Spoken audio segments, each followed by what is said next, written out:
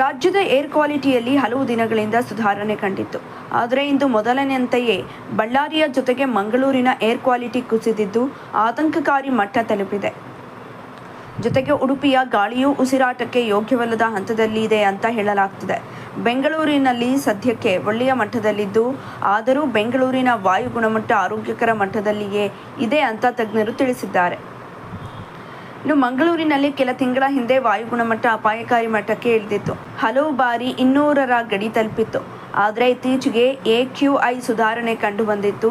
ಇದೀಗ ಮತ್ತೊಮ್ಮೆ ಜಿಲ್ಲೆಯ ವಾಯು ಗುಣಮಟ್ಟ ಕಳಪೆಯಾಗಿದ್ದು 150ಕ್ಕೂ ಹೆಚ್ಚಿದೆ. ಕೆಲ ದಿನಗಳ ಹಿಂದೆಯಷ್ಟೇ ತೀವ್ರ ಕಳಪೆ ಮಟ್ಟಕ್ಕೆ ಇಳಿದಿದ್ದ ಬೆಂಗಳೂರಿನ ಏರ್ ಕ್ವಾಲಿಟಿ ಇಂದು 131ಕ್ಕೆ ತಲುಪಿದೆ. ಬೆಂಗಳೂರು ಮತ್ತು ಉಡುಪಿಯ ಏರ್ ಕ್ವಾಲಿಟಿ 100ಕ್ಕಿಂತ ಹೆಚ್ಚಿದೆ, ಅನಾರೋಗ್ಯಕರ ಮಟ್ಟದಲ್ಲಿದೆ. ಬೆಂಗಳೂರಿನ ಏರ್ ಕ್ವಾಲಿಟಿ ಇನ್ನೂ ಆರೋಗ್ಯಕ್ಕೆ ಮಾರಕವಾಗಿಯೇ ಇದೆ.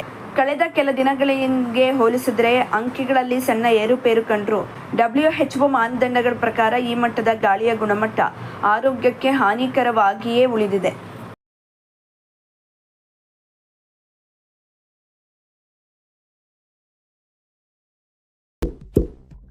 ಇಂತಹ ಇನ್ನಷ್ಟು ವಿಡಿಯೋಗಳಿಗಾಗಿ ಲೈಕ್ ಮಾಡಿ, ಫಾಲೋ ಮಾಡಿ, ಶೇರ್ ಮಾಡಿ.